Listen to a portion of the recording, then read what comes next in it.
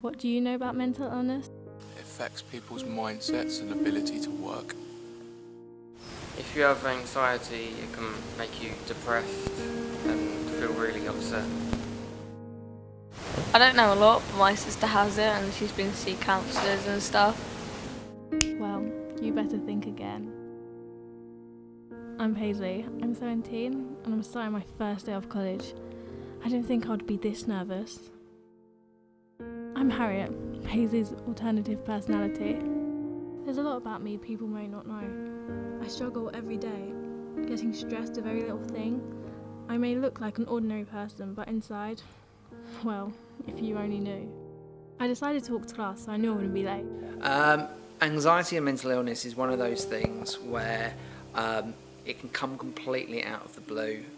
You could be one of the most happiest people, and yet in reality, sort of behind closed doors, you are scared, you are worried, you are frightened of the world around you, and you can't cope. And sometimes it's a case of you can't manage life around you, or you just want to shut yourself away from life and try and forget about it. This is when everything kicked in. It all became real.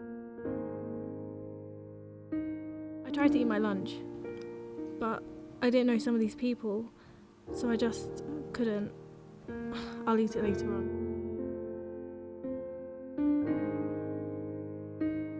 I decided to text my mum to update her on how it was going. Hey mum. Half of me wanted to tell her what I really felt, but the other half just couldn't get it out.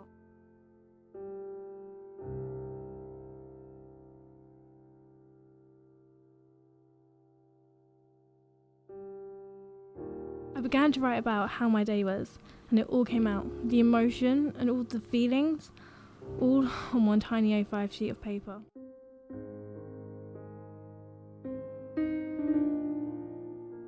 I wasn't sure if I wanted to go and get counselling.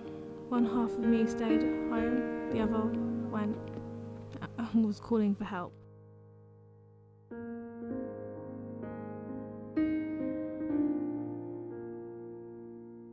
The other half of me, Harriet, could have gone to get help, but I just couldn't open up about it. Some people, it's a case of once they've come through the bad times, they can look back on it and kind of go, my God, I was really ill during that, and yet they didn't get any mental health support during it.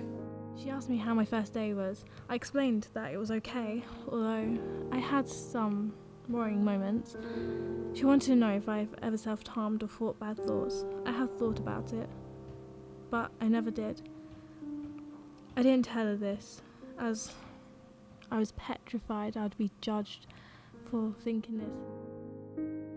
A few months later, although one half of me was doing great, the other half, Harriet, was getting worse by the day, keeping it all in and staying home from college. I was coping, no slip-ups, no issues, but the stress of an argument between our group soon kicked in. I couldn't listen to it all. The jokes, I couldn't help them. I tried to make peace, but things got on top of me and took over. I couldn't choose a side. It got too much to keep in. I had to let it out. I guess I have to get through this.